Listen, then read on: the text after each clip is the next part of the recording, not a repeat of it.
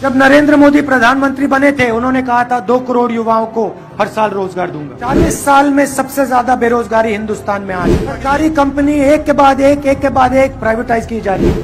Petrol का दाम 60 रुपए हुआ करता था, गैस सिलेंडर 400 रुपए का था, आप पर टैक्स नहीं लगता था, आज आप पे ऊपर जीएसटी लगता है। 1000 रुपए का सिलेंडर हो गया, 100 रुपए का पेट्रोल हो गया।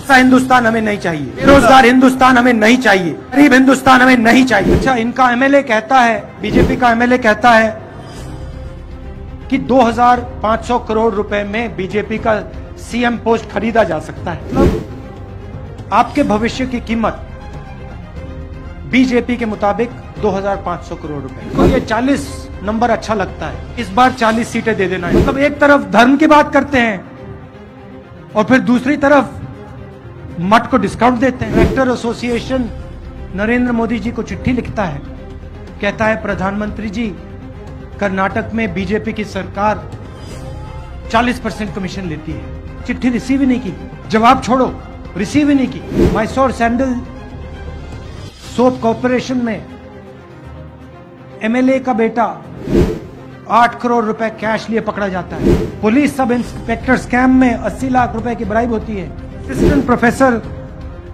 के लिए पैसा लिया जाता है, स्कैम होता है। असिस्टेंट इंजीनियर जॉब स्कैम होता है। जहां भी देखो बीजेपी के लोग 40% लेते हैं। इन्होंने सरकार बनाई, पिछली सरकार, ये भी इनकी नहीं थी, ये भी चोरी की सरकार थी। मतलब वोट किसी और को दिया, पैसा देके खरीद लिया, सरकार बना दी। पूरे देश में नफरत फैलाएंगे, एक धर्म को दूसरे धर्म से लड़ाएंगे, एक जात को दूसरी जात से लड़ाएंगे। 2-3 बड़े उद्योगपतियों की पूरी मदद करेंगे और किसान, मजदूर, छोटे दुकानदार चिल्लाते रहें, रोते रहें, इनको कोई फर्क नहीं पड़ता। 5 साल आपसे 40% चोरी हुई, इसीलिए पहले दिन ये 4 वायदे पूरे होंगे। इन वायदों से अदानी जी का, अंबानी जी का फायदा नहीं होगा। अदानी जी को मुफ्त में एयरपोर्ट नहीं दे रहे हैं, पोर्ट नहीं दे रहे हैं, पावर प्लांट नहीं दे रहे हैं। हम कर्नाटक के गरीब कमजोर लोगों से 4 वायदे कर रहे हैं। पहला वायदा गृह लक्ष्मी, 2000 रुपए हर महीने हर महिला को। दूसरा वायदा गृह ज्योति, 200 यूनिट बिजली मुफ्त में हर महीने। तीसरा वायदा अन्न भाग्य, 10 किलो चावल हर परिवार के मेंबर को। और चौथा और सबसे जरूरी वायदा 3000 रुपए हर महीने हर ग्रेजुएट को और 1500 रुपए हर महीने हर डिप्लोमा होल्डर को। उन्होंने 40% लिया, हम ये 4 वायदे आपको देंगे। आज हिंदुस्तान की सरकार को सेक्रेटरीज चलाते हैं। देश का पैसा, सरकार का पैसा, सरकार का बजट सेक्रेटरीज डिसाइड करते हैं।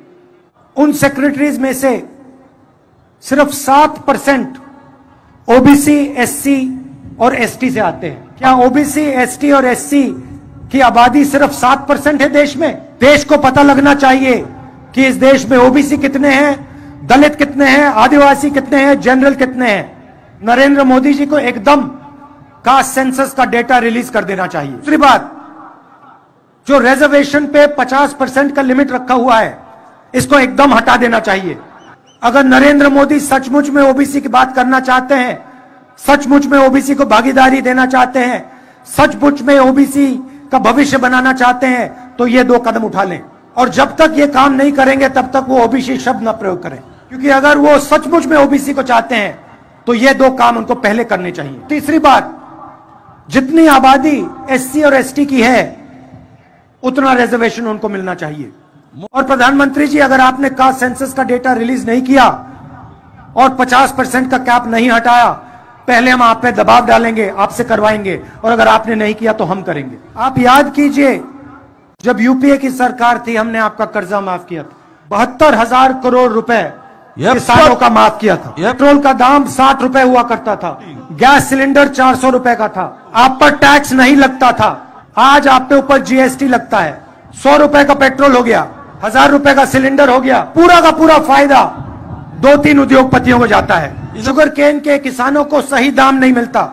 जब नरेंद्र मोदी प्रधानमंत्री बने थे उन्होंने कहा था 2 करोड़ युवाओं को हर साल रोजगार दूंगा। 40 साल में सबसे ज्यादा बेरोजगारी हिंदुस्तान में आज है। सरकारी कंपनी एक के बाद एक प्राइवेटाइज की जा रही है। सरकारी रोजगार कम किया जा रहा है। हेल्थ केयर में और शिक्षा में सरकार को इंस्टीट्यूशंस बनाने चाहिए, वो सारा का सारा प्राइवेटाइज हो रहा है। ऐसा हिंदुस्तान हमें नहीं चाहिए। बेरोजगार हिंदुस्तान हमें नहीं चाहिए। गरीब हिंदुस्तान हमें नहीं चाहिए। न्याय चाहिए हमें, और यही कर्नाटक की सरकार करने जा रही है। गरीबों के लिए, किसानों के लिए, मजदूरों के लिए सरकार बनेगी।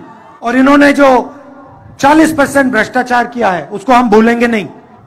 आप सब आए, दूर दूर से मेरी बात सुनने आए, इसके लिए मैं आपको दिल से धन्यवाद करता हूं। कांग्रेस पार्टी को कम से कम 150 सीटें देनी है, नहीं तो फिर से ये आपसे जो इन्होंने पैसा चोरी किया है उससे ये सरकार को खरीदने की कोशिश करेंगे। तो 40 सीट से ज्यादा मत दे देना। आप सबका बहुत बहुत धन्यवाद। नमस्कार।